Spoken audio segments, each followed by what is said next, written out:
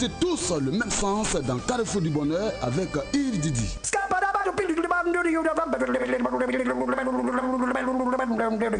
Carrefour du Bonheur, c'est le rendez-vous de divertissement, d'éducation et d'échange sur la 106.1 de 11h à 12h. C'est le rendez-vous de divertissement, d'éducation et d'échange sur la 106.1 de 11h à 12h. Bienvenue à Carrefour du Bonheur pour boucler la semaine en beauté.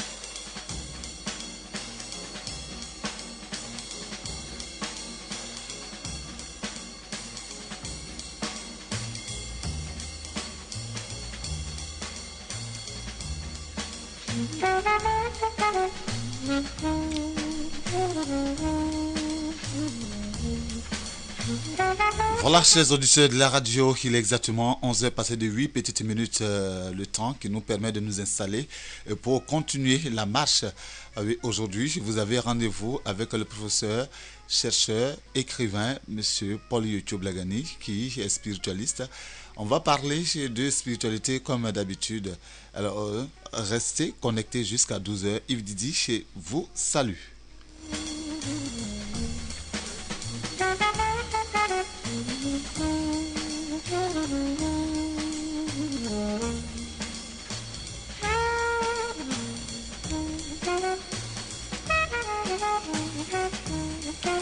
Nul n'est sans ignorer que sans la participation de Dieu dans notre existence, rien ne peut prendre forme.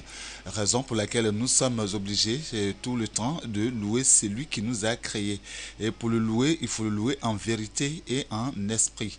Alors, pour décrypter l'actualité de la vérité et de l'esprit, le professeur Paul Yocho, dans ses recherches, a mis sur pied, un livre intitulé « Le pont entre le réel et l'irréel ». Alors, sur ce pont, beaucoup de choses s'y passent et pour permettre à chacun d'être mieux outillé dans l'appréciation de la divinité, nous le recevons autour de cette émission pour parler en long et en large de ce qui fait ce qui nécessite notre vie sur terre. Pourquoi nous vivons et qu'est-ce que nous devons faire pour que nous puissions être en phase avec la volonté de Dieu. Professeur, bonjour. Bonjour, monsieur Yves. Alors, vous êtes là ce matin encore. Habituellement, vraiment, on était maintenant tous les jeudis ensemble. Oui. Mais aujourd'hui, on revient. Au vendredi, oui. Voilà, on revient au vendredi pour permettre aux auditeurs de mieux se positionner sur cette heure. Parce que là, on avait commencé un vendredi. Oui. Et on revient un vendredi. On revient un vendredi. Oui. Alors, aujourd'hui, c'est le 1er novembre 2019. Oui. Et c'est la première émission du mois. Oui. Et comme on le dit, c'est traditionnellement, aujourd'hui, c'est un jour férié qui parle de la fête de Toussaint. Oui. Voilà. Quel est le message déjà que vous annoncez? Je voudrais d'abord, avant de passer mon message, remercier les responsables de la radio Cité FM pour l'occasion qu'ils me donnent de parler à leurs auditeurs, de les former aussi sur la spiritualité scientifique. Alors, pour revenir à la Toussaint, il faut comprendre que aujourd'hui, on fête ceux qui sont déjà partis. Il arrivera un jour que des personnes fêteront aussi pour nous quand nous serons partis. Ça voudrait dire que c'est un processus qui concerne tout le monde, la mort. Oui. Mais je profite de cette occasion pour dire aussi qu'il n'y a pas de mort totale. On peut parler de mort partielle, parce que l'homme est double, est dual. L'homme est double. Ça veut dire l'homme est comme les deux faces de la médaille. Il y a la partie spirituelle et la partie physique. On parle de mort quand la partie physique ne bouge plus, ne peut plus émettre une pensée, mais tandis que la partie spirituelle, elle continue son cycle. Donc aujourd'hui, quand on se souvient, on commémore nos morts, c'est leur aspect spirituel qu'on commémore, qu'on fête. Voilà, mais c'est pas l'aspect, le corps, lui, il est déjà en déconfiture, c'est fini, mais l'aspect spirituel de l'homme continue. C'est pour cela que quand on a la possibilité, on est encore en vie, il faut travailler plus pour l'aspect spirituel qui est éternel, qui est indépendant du temps, et ne pas considérer seulement l'aspect physique. Voilà. Alors, est-ce que la spiritualité prend cela en compte? Effectivement, dans les premiers cours même de la spiritualité, quand quelqu'un vient à mon cabinet pour prendre des cours, la première phrase que je prononce, c'est que l'homme est dual. Il y a dualité entre entité corpusculaire de l'homme, qui est l'aspect physique, et entité vibratoire de l'homme, qui est l'aspect spirituel et l'âme. Ça, c'est la première phase même du cours de spiritualité scientifique. Il faut comprendre qu'on est double. On n'est pas seulement fait seulement de chair, de sang et de cellules. Non, c'est l'école, voilà, l'école de l'homme blanc qui nous dit qu'on est fait seulement de chair, de cellules.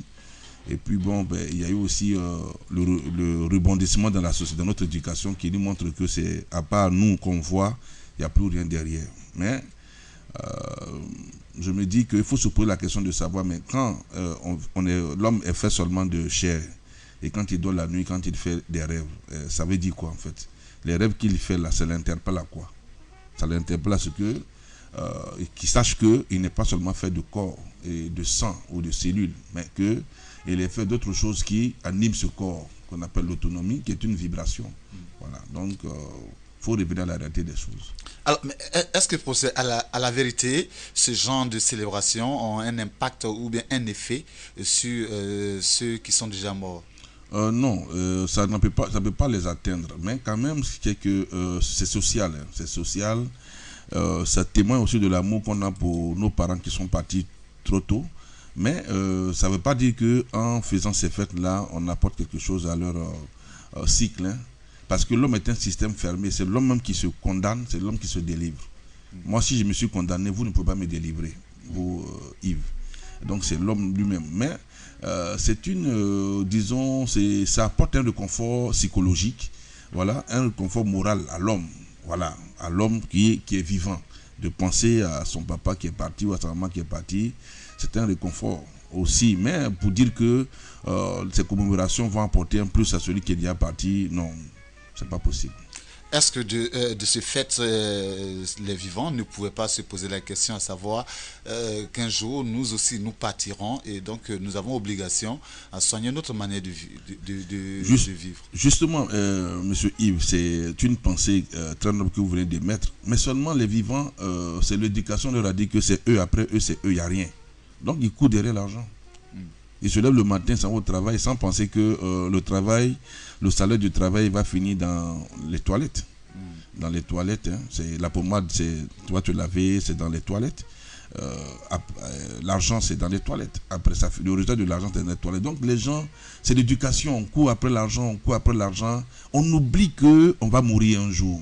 Et c'est quand on perd nos forces, c'est quand on commence à perdre les dents, les maladies commencent à venir, qu'on commence à se rapprocher de la mosquée ou de l'église, ou on veut chercher à être ami avec l'imam ou avec le pasteur, pensant que l'imam ou le pasteur peut faire retarder la vieillesse ou la mort, alors que non, c'est pas possible. C'est maintenant qu'on on a les forces et tout ça, et pour se rapprocher de Dieu. Les gens pensent que Dieu est dupe, hein, qu'ils vont gaspiller leur temps, courir derrière l'argent, et quand ils vont entendre, ils vont se rapprocher de la mort, c'est là qu'ils vont lier amitié avec Dieu et tout ça, mais ça ne marche pas. Mais aussi, il y a ceux qu'on appelle les imitateurs de Dieu. Oui, il y en a beaucoup, mais tu sais, dans toute chose, il y a des faussaires. Dans toute chose, il y a le faux, il y a le vrai. C'est le plus et le moins. C'est le plus qui fait savoir que le moins existe et le moins qui fait savoir que le plus existe. Il faut des faux pour qu'on sache qu'il y a des bons. Il faut des méchants pour qu'on sache qu'il y a des gentils. Voilà. Alors, quelle sera leur part de portion dans le partage divin? C'est des difficultés en un point fini, sur 280 ans. Des difficultés en un point fini, sur 280 ans, non négociables. Le jeune ne peut pas s'approcher. Il n'y a pas celui qui est mieux placé que Dieu pour effacer ces genres de péchés. C'est des difficultés. Le péché se consomme. Voilà. Dieu a le pouvoir de pardonner le péché, mais il ne le pardonne pas automatiquement à qui il veut. Tant que l'enfer existera, il faut savoir que tous les péchés ne sont pas pardonnés. Si tous les péchés étaient pardonnés, l'enfer allait être supprimé par Dieu. Voilà. Donc l'enfer est là pour des corrections, pour un mérite. Bon. Ouais. Alors, donc, quand on se rend compte qu'on ira un jour soit à l'enfer ou bien au paradis, alors on est obligé de revoir notre manière de vivre. Absolument. Et notre relation avec le Seigneur. Oui, absolument, absolument. Mais d'autres ne croient pas. Des gens en public, hein, tu peux prendre des musulmans qui sont bien habillés dans leur boubou, leurs basins dorés. Et vous allez parler de l'enfer ou du paradis. En public, ils vont parler, mais quand ils vont se retirer dans leur chambre, ils ne croient pas à ça. Ils croient à leur argent. Oui, il croit à son argent. Lui, c'est son argent qui est le côté réel. Beaucoup d'hommes simulent, c'est-à-dire qu'il y a beaucoup de simulations qui sont faites dans le regard de Dieu. Si les gens pratiquaient réellement Dieu, mais on allait tendre vers le renouvellement du paradis et sur la terre ici, et Dieu allait nous accorder sa bénédiction pour qu'on arrive à rebâtir le paradis qu'il avait bâti pour nous dans les premiers instants de l'existence de l'homme sur la terre. Mais parce qu'on a les moyens aujourd'hui, on a des banques, on a des gens qui sont superbement riches, mais ils ne partagent pas. Si c'est vraiment le partage était là, les maladies, on allait supprimer la famine parce que c'est de la faim même que viennent beaucoup de maladies. Quand tu es mal nourri, tu es exposé à beaucoup de maladies. Donc, alors si les gens, ces banques-là sont créées par des hommes, sont tenues par des hommes, l'argent est fabriqué par des hommes, si le cœur y était vraiment, on allait commencer à rebâtir le paradis. Et puis Dieu allait dire, voilà ce pourquoi je vous envoie sur la terre, je vous accorde ma bénédiction, construisez ce paradis, voilà le pouvoir que je vous donne sur la pluie, le pouvoir que je vous donne sur les cyclones, les ouragans et autres. Il allait nous donner tout ça. Le pouvoir que je vous donne sur la fertilité des sols, les récoltes et tout ça. Et voilà. Mais c'est parce qu'on n'a pas cet élan de solidarité, de partage. Donc ça veut dire qu'en gros, ceux qui sont devant nous, qui ont ce pouvoir, qui ont l'argent et tout, ne croient pas en l'enfer ou au paradis. Ils croient seulement à la réalité des choses. Mais l'homme n'aime pas qu'on lui dise la vérité. Mais moi je dis, je vais dire la vérité. Ouais. Voilà. Il faut croire plutôt à ce qui va nous arriver après la mort. Oui, c'est-à-dire si tu crois que tu es convaincu, tu vas changer de comportement. Mais si tu crois que tu n'es pas convaincu, que tu crois devant l'assemblée, mais en privé, c'est-à-dire qu'en ton intérieur, tu ne crois pas. Mais tu ne vas pas agir selon les enseignements de Dieu. Il y en a qui parlent de beaucoup de Dieu, mais en réalité, ils ne croient pas. Ils n'ont pas la foi, ils ne croient pas. Ils croient en leur argent, en leurs affaires. Justement, de nos jours, nous constatons qu'il y a beaucoup d'hommes de Dieu, que ce soit de la religion chrétienne ou musulmane. Les jeunes foisonnent un peu partout avec des enseignements et tout ça dans les rues, on les rencontre. Mais à la vérité, est-ce que servir Dieu, c'est facile et comment on doit le servir? C'est-à-dire que il y a des gens qui pensent qu'en allant à la religion, lorsqu'ils ont tout échoué, ils seront acceptés par la société. Et c'est vrai. La société, pour quelqu'un qui a raté ses études, ou bien pour quelqu'un qui, je ne sais pas quoi, qui a fait un échec quelque part, quand il s'habille dans les habits d'un vrai musulman et qui fait ses 5 prières quotidiennes, il est accepté par la société. La même chose chez les chrétiens aussi. Quand quelqu'un se met dans des sites de chrétienté, il est assidu au culte, il est accepté par la société, on dit non, c'est un homme de Dieu. Alors qu'en lui-même, il sait ce qu'il recherche. Mais il faut comprendre que pour être homme de Dieu, on peut servir Dieu, vouloir servir Dieu. C'est-à-dire qu'on peut vouloir faire du bien au prochain sur les enseignements de Dieu sans être un homme de Dieu. Pour être un homme de Dieu, il y a 4 critères. Les 4 critères sont, le premier, il y a le vœu de soumission. C'est-à-dire total à Dieu. C'est-à-dire le vœu de soumission, c'est-à-dire que toi-même, ton être là, tu l'abandonnes pour Dieu, pour le compte de Dieu. Mais quand on parle de Dieu là, il ne faut pas dire le Dieu qu'en haut, le Dieu c'est ton prochain.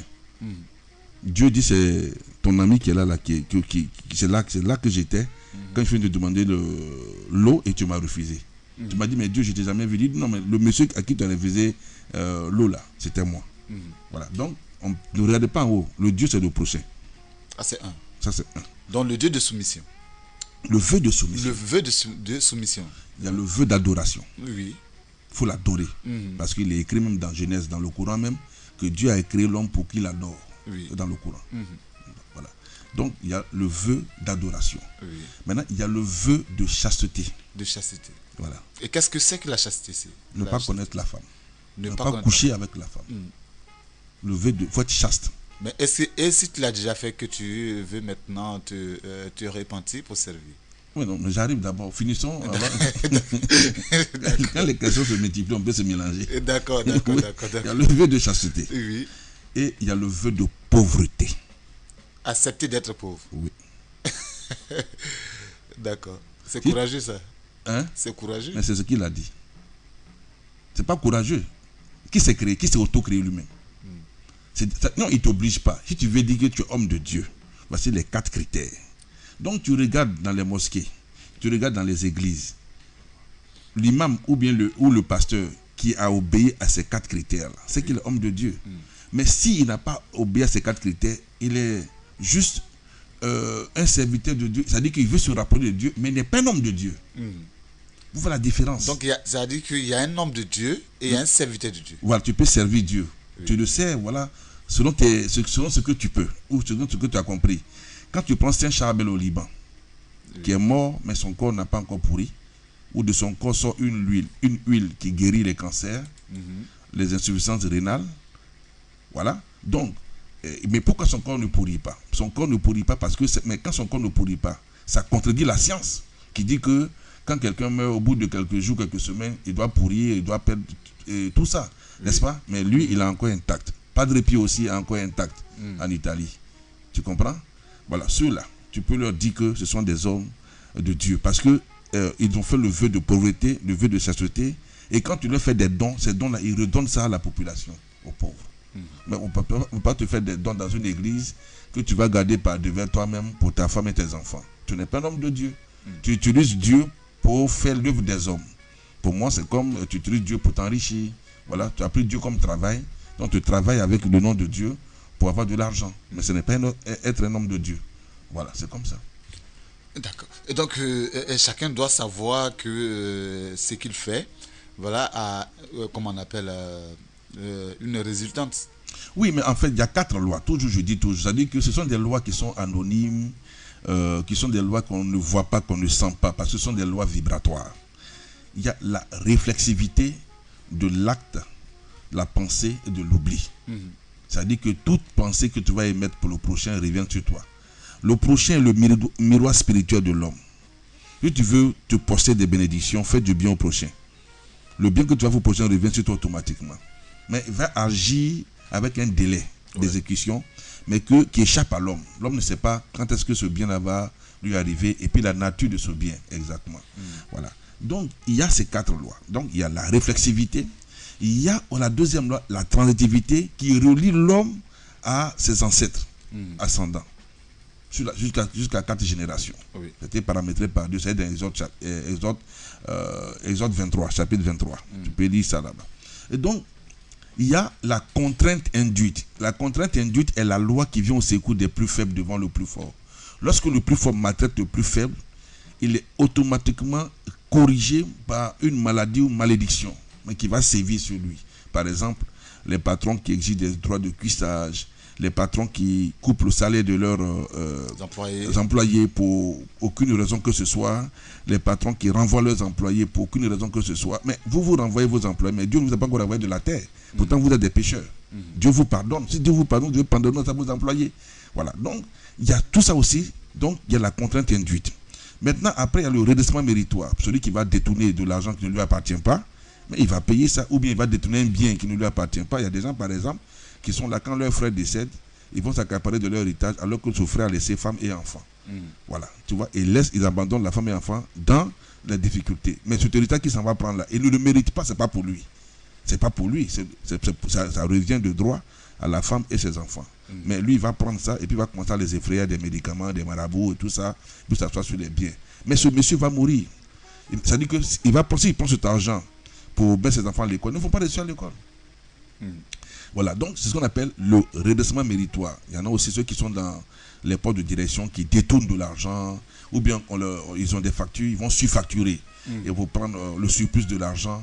Ça, c'est le redressement méritoire. Tu vas justifier 5 francs par 5 francs ce que tu prends qui n'est pas à toi. Donc, quand tu le sais, quand tu comprends tout ça là, ça vaut mieux de faire un peu de pauvreté, un peu de chasteté, puis vivre tranquillement ta vie parce que l'homme ne sait pas encore pourquoi il est venu sur la terre. Et ça, moi, je le dis toujours. Dans toute sagesse, il faut te poser la question de savoir pourquoi l'homme est sur la terre. C'est ça. D'accord. Alors, moi, j'ai une autre préoccupation parce que là, aujourd'hui, ça m'a tellement fatigué hier que j'ai voulu qu'on en parle. Oui. Alors, de tous les prophètes qui sont venus, de Mohamed, de Jésus-Christ à Mohamed, aucun, selon moi, selon les écrits, aucun prophète n'a demandé à ceux qui viennent à ces assemblées d'envoyer quoi que ce soit les biens, mais au contraire, ils les ont nourris eux-mêmes. Ils se sont occupés de plusieurs personnes, des milliers de personnes. Mais aujourd'hui, il y a un constat qui est fait dans ces religions. Ce sont plutôt les membres qui ont faim, non seulement qui ont soif de la parole, mais qui sont aussi démunis et qui apportent tout ce qu'ils ont dans les maisons de Dieu. Est-ce que vous trouvez cela normal? Mais, monsieur Yves, c'est ce que je viens de dire tout à l'heure. Il faut dénoncer toutes ces dérives. Il faut dénoncer. Il faut dénoncer toutes ces dérives. Il ne faut pas profiter de la faiblesse des fidèles pour leur soutirer leur dernier sou. En leur jetant la paix de Dieu dans leur tête, dans leur cœur, et puis automatiquement se mettre à côté pour dire que non, si vous venez par moi, je peux intercéder auprès de Dieu pour vous. Mais toi, homme qui dis ça, tu es qui? Tu es qui pour pouvoir intercéder auprès de Dieu? Tu es qui? Alors donc il faut faire très attention. La manipulation intellectuelle, la manipulation psychologique dont ces personnes-là font preuve pour estorquer des sous par force morale à leurs fidèles. Quand tu vas dans certaines églises, les fidèles frottent dans leurs chemises parce qu'ils essuient seulement des séances de jeûne sec. Des séances de jeûne sec parce qu'ils ont des problèmes. On leur dit la résolution de ton problème passe par des jeûnes. Il faut jeûner pour que tu sois pardonné du mal que tu as fait. 72 heures, ou 48 du mal de heures. tes ancêtres, tout ça. C'est de la fabrication. C'est de la fabrication. Quand Jésus-Christ a jeûné les 40 jours, après les 40 jours de jeûne, il n'a pas jeûné. Il n'a pas jeûné. Le reste du temps. Non. Il n'a pas dit que non. Il n'a pas dit à Saint Paul ou à Saint Pierre ou à Saint Luc, il faut faire 3 jours de jeûne, ou bien aux aveugles qu'il a guéri, venez jeûner d'abord, je vais vous guérir. Automatiquement, les a guéris. Donc, il y a de la fabrication, de la manipulation. L'homme utilise aujourd'hui cette faiblesse du peuple pour les escroquer. C'est une escroquerie religieuse qu'il faut que ça prenne fin. Il faut dire aux fidèles qu'ils ne peuvent s'auto-libérer de leur péché, ou du péché ancestral, que par eux-mêmes, en observant des dons à ceux qui en ont réellement besoin, mais pas de donner de dons à quelqu'un qui a ses membres et qui peut travailler. J'étais il y a 2 ans à des funérailles au village. Il y a 2 apprentis d'un pasteur qui m'ont accosté parce que j'avais fait la RTI et qui voulaient discuter avec moi. Je leur ai demandé que ce n'est pas normal de payer la dîme au pasteur tant que le pasteur a ses membres et qu'il peut travailler pour les besoins de son église. Mais le pasteur peut demander aux fidèles de l'aider à payer les factures et le loyer de l'église. Mais ne pas fonder sa nourriture sur les dons qu'on fait à l'église. Mais que l'église au tout début était une communauté qui appartenait à plusieurs personnes, mais l'église n'a jamais appartenu à une seule personne. Il me dit donc que le pasteur, lui, dans la dîme qu'on lui donne, il prend le 10e qu'il offre à quelqu'un. Il dit non. Mais quel est, on dit le salut est personnel, mais quelle est sa part de souffrance dans les enseignements qu'il donne à la chose? Parce qu'il ne fait que recevoir. Voilà pourquoi. Lui, il donne les enseignements, c'est vrai. Mais lui aussi, il doit accepter de se priver pour le compte de Dieu. Refuser de recevoir le trop plein et puis d'accepter le strict minimum, n'est-ce pas? Voilà. Donc pourquoi, quelle est sa part de sacrifice dans l'œuvre qu'il fait? Mais s'il se sacrifie dans l'œuvre qu'il fait, il aura en retour le salut, la bénédiction de Dieu. Mais il prend le surplus, le trop plein. C'est-à-dire qu'il prend plus que le loyer, les factures d'eau et d'électricité. Ça, c'est faire du commerce sur le dos de Dieu, c'est pas bien. Mais ils ont fini par être convaincus de ce que je disais. Alors il faut dire qu'aujourd'hui, il ne faut pas chercher parce que les gens sont en train de miner par des problèmes financiers, des problèmes sociaux, qu'il faut crier sur tout le toit qu'on a la solution. On n'a pas de solution. C'est Dieu seul qui a la solution. Alors quand tu veux parler, tu veux aider, peut-être que leur rôle qu'on peut accepter un peu, c'est le rôle psychologique.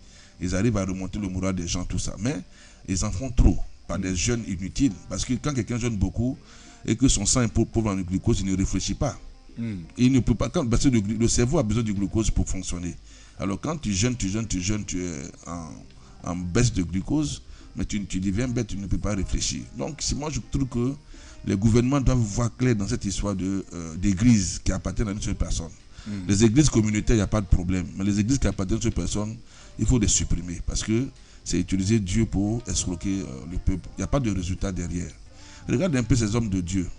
Prenons l'année 1900. Ils étaient là. Et puis Hitler allait provoquer la Deuxième Guerre mondiale. Oui. Pourquoi ils n'ont pas prévenu Hitler ou n'ont pas pu raisonner, prier, jeûner pour que Hitler n'envoie pas la Deuxième Guerre mondiale? Ils étaient où? Ils étaient là, il y a le tsunami en Indonésie. Mais ils devaient prier pour dire aux gens qu'ils voient, comme eux ils disent que Dieu leur parle. Pourquoi Dieu ne leur a pas parlé pour que les gens vident la plage avant que le tsunami n'arrive? Donc il y a des faits réels qui montrent que l'homme n'a pas de pouvoir sur la vie. C'est Dieu qui a son pouvoir sur la vie. Donc il ne faut pas prendre des choses. Non, j'ai une vision. Dieu m'a oint de son truc. Dieu non. Dieu m'a dit. Dieu il a fabriqué les gens. Il a fait de fabriquer le monde, la terre en 6 jours. Et le 7e jour, il s'est reposé. Il n'a encore plus rien fait. Ce qu'il a fait, il a envoyé des prophètes. Et je parlais avec un imam. Parce que moi, je lis le Coran comme la Bible. Hein. Moi, je me forme, je me renseigne. Pour moi, Dieu, c'est Dieu. Voilà. Oui. Il peut y avoir de différentes manières, de style de parler de Dieu. Mais on parle tous de la même puissance. Et l'imam m'a dit qu'il y a eu 1021 prophètes qui sont venus sur la terre. Mais il n'y a pas un qui a été riche. 1021. De l'église chrétienne jusqu'à l'islam, il y a eu 1021. Mais il n'y a pas eu un qui a été milliardaire ou qui a été riche. Tu as vu? Ça peut dire qu'il ne faut pas faire du commerce avec le nom de Dieu. Alors qu'aujourd'hui, nos prophètes des nations sont très riches. Ce sont des autoproclamations. Ce sont des gens qui font ça pour... C'est un lavage de cerveau en fait. Voilà. Ils font du bruit pour rien. Voilà. Ouais. Alors, pourquoi est-ce que quelqu'un qui est serviteur de Dieu peut se faire une garde rapprochée? Mais il sait ce qu'il a fait. Il sait ce qu'il se reproche. Il sait ce qu'il a fait de mal aux autres. Il sait ce qu'il se reproche. Donc il lui met la peur de lui. Mais s'il a la foi vraiment, il ne peut pas avoir peur. Quand Jésus-Christ était dans le jardin des Oliviers à Gethsémane, quand on voulait le prendre, il y a eu quel garde autour de lui?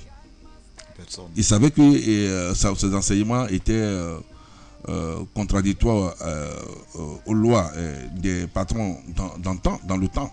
Il savait qu'il pourrait avoir des représailles parce qu'ils sont venus plusieurs fois par des questions, il les a déroutés. Mais il ne s'est pas barré de garde rapprochés en son temps. Ils sont venus le prendre. C'est Pierre qui a sorti un couteau pour enlever l'oreille du bébé. Jésus-Christ a replacé l'oreille à sa place. Donc, voilà. Celui qui se protège, qui se fait garder par des gardes des corps, c'est qu'il met une activité illicite. Il sait qu'il fait des victimes quelque part.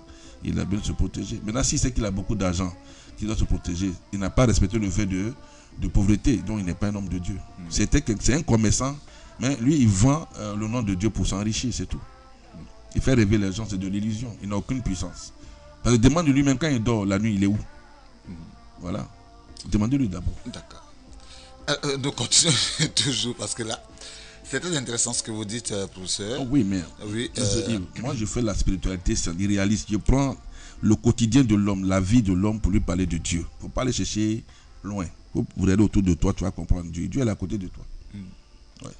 Alors, si je vous suis bien, on n'a pas trop besoin d'avoir recours à quelqu'un d'autre pour intercéder face à Dieu. Non, mais attends. Quand tu partais faire le mal, là, qui t'a accompagné?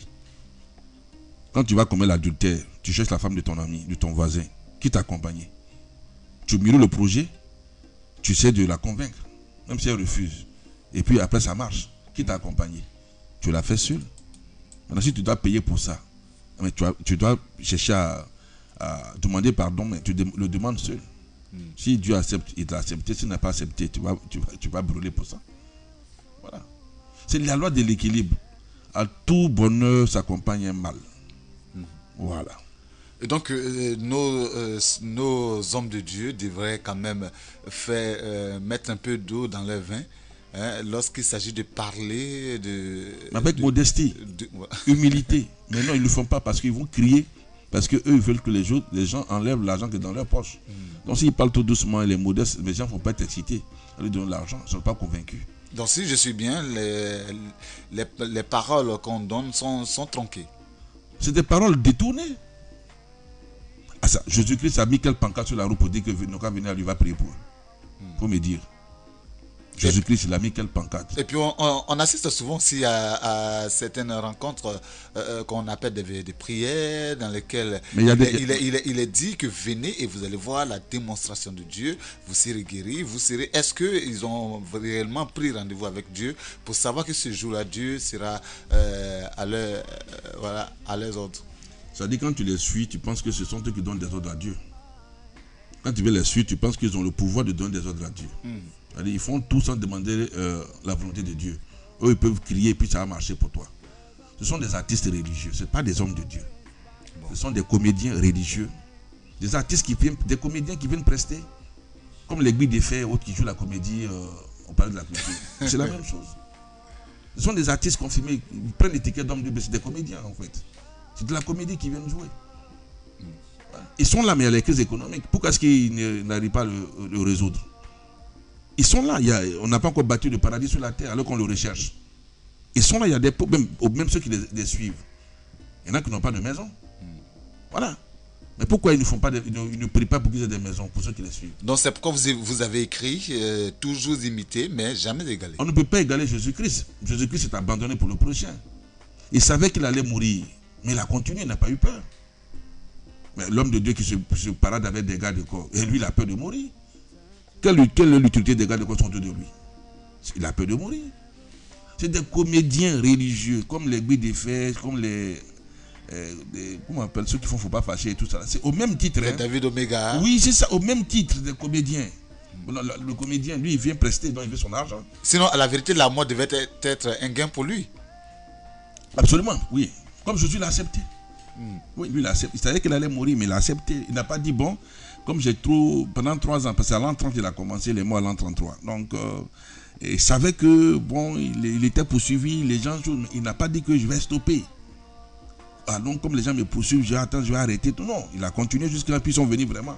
À visage de coups, passé par son ami pour l'avoir. Judas Iscariote, pour l'avoir. Voilà, mais aujourd'hui, nous, on a des choses, on a des comédiens religieux. C'est quoi? Ils peuvent faire quoi? Quel est leur rôle? Ils apportent quoi au peuple? Ils apportent quoi? Qu'est-ce qu'ils apportent concrètement à ceux qui les suivent? Je demandais aux gens qui vont dans ces églises-là de faire le bilan spirituel. Parce que chaque homme, même qu'il soit musulman ou chrétien, doit faire un bilan spirituel. J'ai prié pendant 10 ans. Qu'est-ce que j'ai obtenu? Mon grand-père a fait la même chose. Qu'est-ce qu'il a obtenu? Ma maman a fait la même chose. Qu'est-ce qu'elle a obtenu? Donc il faut tirer le bilan réaliste, mais pas le bilan illusoire. Il n'y a pire aveugle que celui qui refuse de voir. D'après Oufo-Boigny. Il dit il n'y a pire aveugle que celui qui refuse de voir. Voilà. Il faut voir. Ce que tu fais là, ce qu'on a fait dans la famille là, les prières qu'on fait là, est-ce que ça porte? Pas parce que la religion qu'on suit n'est pas bonne. Hein. Toutes les religions sont bonnes. Mais est-ce que nous-mêmes là, on frappe à la bonne porte? Les gens frappent dans le mur et puis attendent que Dieu leur réponde. Il dit de frapper à la porte, pas de frapper dans le mur. Demandez et vous recevrez. Oui, voilà, mais si tu ne demandes pas, il va te recevoir comment? Et quand tu demandes aussi mal, tu ne vas pas recevoir. Mais il n'attend pas ça même. Ce que tu demandes, ça ne porte même pas. Ta prière ne monte même pas.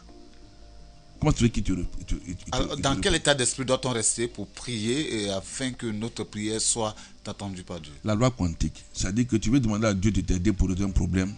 Commence par aider le plus faible qui est en bas de toi à résoudre son problème d'abord. La loi de la réflexivité. C'est des lois. Dieu, c'est des lois. Ce n'est pas de l'humain ou de l'arbitraire. Parce que les gens présentent Dieu comme un homme. Les gens ont dans leur tête que Dieu c'est un homme, il comprend, il voit tout. C'est vrai. Mais il nous regarde. Mais il a montré le chemin à utiliser. Tu veux qu'il t'aide pour un problème, commence à aider sur le plus faible qui est à côté de toi, ton voisin. Tu veux qu'il te guérisse d'une maladie, commence à aider le malade qui est à côté de toi à guérir aussi d'abord, avant que lui ne vienne. C'est comme ça que se passe Dieu. Mais ce n'est pas quand on ferme les yeux pour prier ou bien quand on saute, on danse, qu'on dit que non, on chante son nom dans la rue, on dérange les gens même à midi. On empêche de dormir dans la rue au nom de Dieu. Jésus va revenir et que Dieu va te dire ouais, tu es béni. Non, c'est pas ça. Est-ce que persécuter un homme de Dieu est un acte divin? Quel homme de Dieu? Ici, il n'est pas un homme de Dieu, tu peux le persécuter. Il y a quel homme de Dieu encore sur terre ici? Parce que à ce que je sache, Mohamed, les Jésus-Christ, oui, non, ils n'ont pas fait l'unanimité. Eux, ce sont des. Voilà. Donc si on veut s'en tenir à leur manière de prêcher l'évangile, ou bien voilà, d'annoncer Dieu, alors ils ont dit quelque part, Jésus-Christ a dit quelque part que ce qui est arrivé au bois vert doit forcément arriver au bois mort.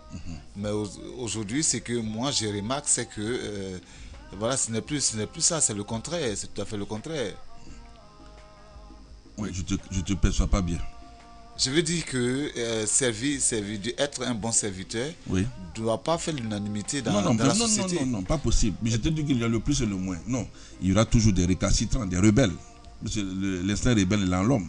Mais il faut savoir aussi que tu ne vas pas t'arrêter quand même sur le toit de quelqu'un à 13h au moment où il dort pour crier le nom de Jésus-Christ. Là, tu viens l'énerver. Ouais. Tu choisis ton temps aussi. Mais ce que nous remarquons, c'est qu'il n'y a plus de temps pour ça. Même la nuit, pendant que les autres se reposent, ils dorment. D'autres installent des bâches avec des sonorisations intempestives. Et puis voilà. Ouais, plus forte, oui. Mais ça, tu déranges les gens. Jésus-Christ a utilisé la manière douce. Si tu veux évangéliser les gens, tu peux aller chez eux. Comme le témoin de Jéhovah le font. Ou tu peux prendre rendez-vous avec lui au bureau. Ou bien tu choisis le moment où tu ne déranges pas, où tu dis que tout le monde est réveillé. Et puis tu fais ton meeting. Mais tu ne vas pas faire ton meeting là à 13h ou à 14h pour dire non que je fais mon meeting. Tu deviens dérangé. Voilà.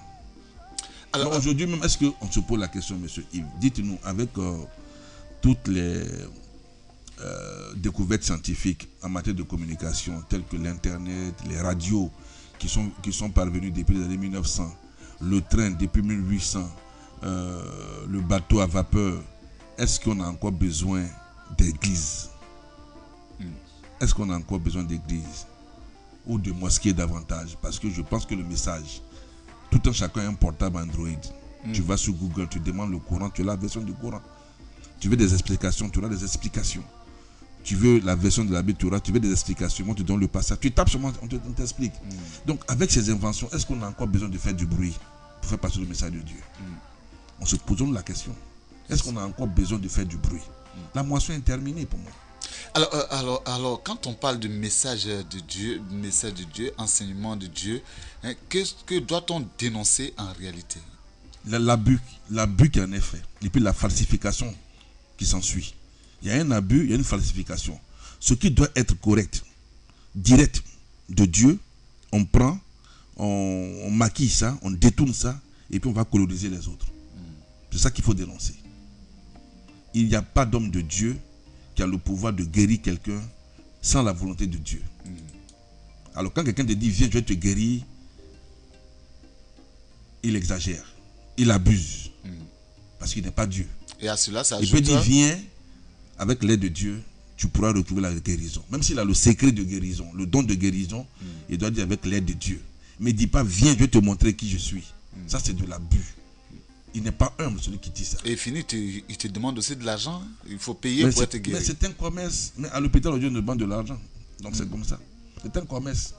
C'est-à-dire qu'ils utilisent Dieu pour s'enrichir. C'est un commerce. Et c'est sale.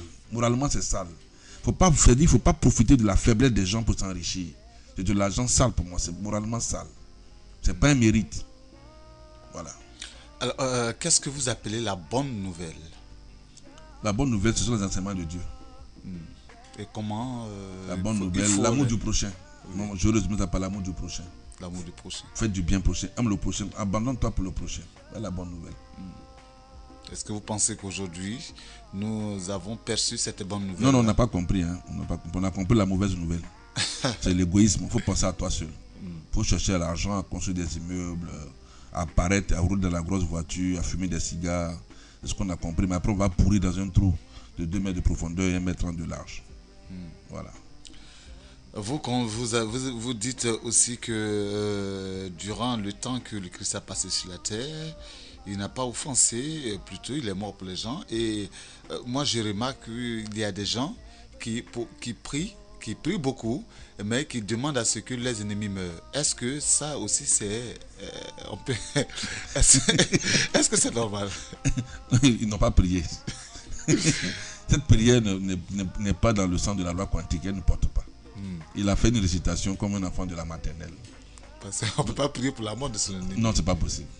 Parce que s'il connaissait la loi de la réflexivité, quand tu pries pour ton ennemi, ça va retomber sur toi. Ton ennemi n'est pas ta propriété, c'est la propriété de Dieu. C'est Dieu ce qui a le monopole de jugement, donc de la condamnation. Mais l'homme n'a pas le monopole du jugement, donc on ne peut pas condamner. Voilà. D'accord. Donc, en définitive, c'est-à-dire que quand on prie, il faut prier surtout pour son ennemi, pour qu'il change, au lieu de le condamner. Voilà. Donc, on n'a pas le monopole du jugement. Voilà. Si tel tout te vient, tu demandes à Dieu de régler ça pour toi. C'est lui seul qui a ce monopole. Et ça passe par quoi? Par des dons. Des dons pour ça, voilà. Et quand on brise aussi chez les liens, est-ce que... Qui peut briser les liens? Ah, mais là, on est toujours... Parce qu'il faut venir pour qu'on brise les liens ancestraux. Non, c'est du marketing, ça. C'est religieux. Il fait ça pour dire qu'il est puissant. Briser les liens. Mais pourquoi est-ce qu'on ne peut pas les briser? Mais c'est que tu vas subir la loi de la transitivité. Dieu a dit dans Exode 23 que le péché parental va sévir sur la génération jusqu'au 4e degré. C'est lui qui a dit, oui, c'est moi qui ai dit. Hein? Donc, qui est ce monsieur qui est plus fort que lui, qui va venir effacer ce passage de la Bible et de l'Ancien Testament? Qui est ce plus fort? Qui? Qui est ce monsieur? C'est son associé. Et puis, vraiment, les gens, ils s'amusent mal. C'est son associé. C'est pas possible, on ne peut pas briser des liens, on peut contourner.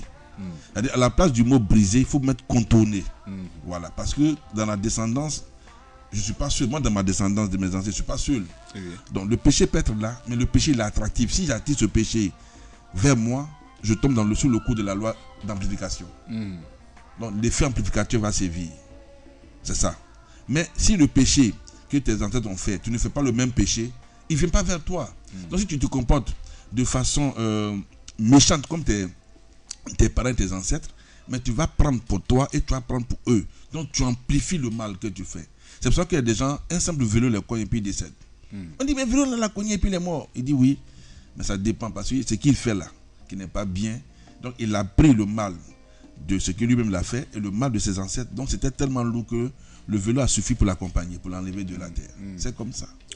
Alors une autre remarque faite, c'est le fait de voir des gens qui se disent religieux, qui aiment bien Dieu, qui vont toujours à l'église, à la mosquée, et pour des petits problèmes, ils tombent en transe. Et surtout pour l'argent. Oui, voilà. Ils sont prêts à prendre des convocations. Oui, ils sont prêts à prendre des convocations. Ou bien ils sont toujours ces personnes-là qui disent que non, telle personne, quand elle n'avait rien, c'est chez moi qu'elle mangeait. Aujourd'hui, elle est devenue ceci. Bon, ben, elle ne me reconnaît plus. Alors, est-ce que là, on peut parler de quelqu'un qui est converti? Non, déjà, c'est quelqu'un qui n'a pas compris Dieu. Il va à la mosquée ou à l'église, certes, mais il n'a pas compris Dieu. Il n'a rien compris même de Dieu. Voilà. Quand tu comprends de Dieu et te dis que tu n'as pas le monopole du jugement, de la condamnation, tu ne peux pas traduire ton ami devant la justice pour de l'argent qu'il t'a pris. Peut-être pour autre chose. Alors donc il n'a pas compris. Parce qu'il avait compris la convocation qu'il allait prendre pour son ami, cette convocation va se retourner contre lui. Même si à la gendarmerie il va avoir son argent, mais ça va se retourner contre lui. Par une insuffisance rénale, par une mort prématurée ou par des échecs sur ses enfants. Voilà. Nous qui sommes ici actuellement, nous payons beaucoup de nos parents. De nos parents. Nos parents n'ont pas été totalement bien, mais parce que par respect, on dit non, c'est mon père, j'accepte, mais ils n'ont pas été totalement bien. Voilà. Et tu vois que nous souffrons. Quand tu vois ta souffrance, il faut te poser des questions sur toi-même et tes parents ascendants. La souffrance n'est pas une fatalité ou n'est pas une malédiction que Dieu t'a donnée comme ça de façon gratuite. Ça a été un mérite. Voilà, ça a été un mérite. C'est ça. Maintenant, celui qui dit il a nourri son ami et que son ami a réussi, son ami ne le reconnaît pas. Dans mon livre au chapitre 9, j'ai dit service rendu et ingratitude. Si tu as rendu un service à ton ami pour le compte de Dieu, c'est que s'il a réussi que tu ne reconnais pas, ça ne doit pas te faire mal. Mais si tu l'as aidé pour que demain s'il réussit, il doit te donner de l'argent, là on appelle ça l'investissement. Là tu n'as pas rendu un service, tu as investi sur lui. C'est comme un oncle, dans le livre je l'ai écrit, pour l'exemple. Un oncle qui assure les études de son neveu, l'enfant, sa soeur. Il assure du primaire jusqu'à ce que l'enfant devienne étudiant, jusqu'à ce qu'il sort, il travaille. Il a un bon poste. Voilà. L'enfant, il travaille maintenant, il ne va plus chez son oncle. Oui. Quand son oncle lui demande de l'argent, ah non, je n'ai pas tonton. Quand son oncle se plaint, sa femme dit, mais attends, est-ce qu'il est obligé de t'occuper de toi? Pourquoi? Et lui, ses propres enfants. Pourquoi ne s'est pas occupé de lui? Pourquoi ne pas réussi comme tu as fait? De ça. je dis que l'oncle, le neveu devait demander, mais l'oncle, quelles sont les raisons qui t'ont poussé à ce que tu t'occupes de moi aussi bien? L'oncle lui dira, je me suis occupé de toi pour que demain, quand tu vas réussir et que moi je serai fatigué, toi t'occuper de moi. Un investissement. C'est un investissement, ce n'est plus un service qu'il a rendu. Alors, le neveu, donc l'oncle, il a investi financièrement, mais il a prié pour que son neveu réussisse. Donc, il a associé ses énergies du karma, ses bénédictions, ses sacrifices et son argent pour le succès du neveu. Donc, le neveu, le poste qu'il occupe, son succès qu'il a, n'est pas de lui seul.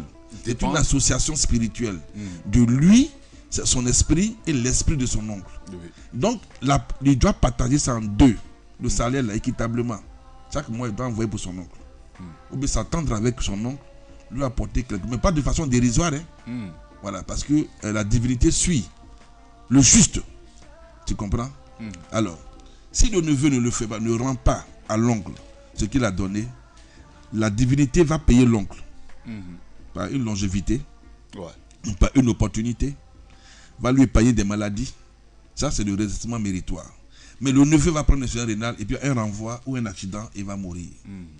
Voilà. Donc, et on va accuser le pauvre oncle encore. Oui, mais c'est comme ça, parce qu'ils n'ont rien compris, les gens. Ils pensent que le monde est fait gratuitement, c'est pour eux. Non, le monde n'a jamais été gratuit, tout est méritoire. Donc, c'est maintenant la femme là qui disait non, pourquoi tu peux lui? Elle va être veuve et malheureuse. Le bien qu'elle a profité aussi gratuitement sans participer, elle sera son tour aussi de trimer pour payer ce qu'elle a profité ou elle ne méritait pas. C'est pour cela que j'ai dit dans le livre que ceux qui sont dans cette situation n'ont qu'à retourner vers leurs parents, leur oncle, leur tante, pour leur porter leur part du gâteau. Puis ça fait 10 ans qu'ils travaillent, qu'ils ne sont pas allés les voir. Dès aujourd'hui, s'ils ont entendu ce message, qu'ils repartent vers le parent pour lui donner sa part du gâteau. S'il ne peut pas payer les 10 années de salaire là, mais il s'entend ce qu'il peut lui donner pour que la tante ou l'oncle soit content, ou le papa soit content, il faut le faire dès maintenant. Voilà. Sinon, la suite, là, dans quelques années, ça va être très fatal. Voilà. Et donc, il faut dire qu'on dit que le bienfait n'est jamais perdu. Il faut être aussi reconnaissant. Voilà. Et, là, ça nous permet d'aller de l'avant. Oui. Alors, on va boucler avec cette partie qui parle de condamnation. Vous avez dit que lorsque Ponce Pilate demandait à la foule nombreuse de choisir entre Barabbas le brigand, confirmé, et le Christ, on n'a pas entendu la voix des hommes à qui il a fait du bien. Ce qui veut dire que le bienfaiteur n'est jamais aimé. Oui, mais Jésus-Christ, moi je n'ai pas encore vu Jésus-Christ entendu qu'il a pris des couteaux pour piquer les gens ou tuer les gens. Jésus-Christ disait aux gens, suivez-moi, je vais vous montrer le royaume des cieux. Suivez-moi, je vais vous montrer le paradis en quelque sorte. Voilà. Et en réponse, les hommes l'ont condamné, l'ont tué. Mais Jésus-Christ, pendant 3 ans, était suivi par une foule nombreuse. Ce qui est curieux, c'est que qu'ils l'ont arrêté. Où les Juifs ont demandé à Ponce Pilate de le condamner. Ponce Pilate avait dit non, que cet homme n'a rien fait de mal. Voilà. Mais comme il était de coutume que chaque fête, à la veille de la Pâque, il fallait libérer un prisonnier. Donc lui, Ponce Pilate, il a lavé ses mains. Il dit non, lui n'est pas dans le... C'est-à-dire, dans le sang de cet homme, lui n'est pas là-dedans. Donc il a lavé ses mains. Il dit bon, choisissez entre Barabbas et puis Jésus-Christ, qui il doit libérer. Mais il est curieux de remarquer que les gens, la foule nombreuse qui le suivait n'a pas crié plus fort que ceux qui étaient contre lui. Et on a entendu dans la foule Barabbas, Barabbas, Barabbas. Alors que Barabbas était un brigand. Le brigand a été libéré et Jésus, le bienfaiteur, a été condamné. C'est pour dire que Jésus-Christ, quand ils l'ont pris là, l'humanité tout entière, la tête entière l'a abandonné. C'est pour dire la foule, la nombreuse qui le suivait, qui a bénéficié de ses enseignements, qui a bénéficié de ses pains, qui a bénéficié de ses guérisons. Cette foule-là n'a pas crié plus fort que les mécréants. Mais est-ce que ce n'était pas... Elle n'avait pas eu peur? Quelle peur? Avoir peur de Dieu. Mais non, bon, non, avoir peur de Dieu. De leur sort. Mais lui l'a accepté. Mais c'est à cause de qui lui l'a accepté ce soir-là? L'enfer du Golgotha, c'est à cause de qui? C'est à cause d'eux. Parce qu'il a guéri certains pendant le sabbat. On dit non, c'est interdit pendant le sabbat. C'est tout accumulé qui a fait qu'il a été arrêté. Mais pourquoi ils ne sont pas venus aussi au nom de leur foi? Au nom de leur foi. Comme il leur a dit que il y a le royaume des cieux en haut. Si on meurt, on va au paradis. Ils n'ont pas cru. Ils ont profité, il a fait des miracles pour les convaincre. Ils n'ont pas cru. S'ils avaient cru, ils avaient cette foi-là. Ils allaient venir renverser les choses, et même frapper les gardes là, sur le chemin de Golgotha, pour le libérer. Ils n'ont pas fait, ils ont disparu. Même son ami qui était avec lui, son apôtre Pierre, l'a régné devant une femme. Tu comprends? Donc c'est pour te dire que j'ai fait ce poste pour appeler l'homme à comprendre que l'homme ne peut rien faire pour lui. Il ne faut pas mettre ta foi en l'homme. Celui qui crie, Oura, Oura, viens vers moi, ne peut rien faire pour toi. Seul Dieu peut faire quelque chose pour toi. Mais Jésus-Christ, il s'est laissé aller. Ils ont tué. Mais Dieu l'a ressuscité 3 jours après. Pour montrer aux hommes que lui, Dieu, là, il a le pouvoir sur tout. C'est lui qui est le maître de tout. Pour montrer aux hommes que lui, Dieu, il a le pouvoir sur tout et le maître de l'univers. Et que lorsque vous abandonnez son serviteur, il a la possibilité, la capacité de le ressusciter. La question que moi je pose, quand on dit Jésus-Christ est l'agneau qui a lavé le péché du monde. On dit ça à l'église, Mais quelle est la signification spirituelle? Ça, je lance cette question pour que les gens puissent y réfléchir. Alors là, ça sera pour le vendredi parce que le temps... Oui, non, ça c'est... Je ne vais même pas donner la réponse aujourd'hui. D'accord. Mais que les gens y réfléchissent. D'accord. Voilà. Pourquoi Dieu a laissé Jésus-Christ aller à la mort? Pourquoi? Parce que Dieu avait le pouvoir de foudroyer les gens par un tonnerre, par une foudre.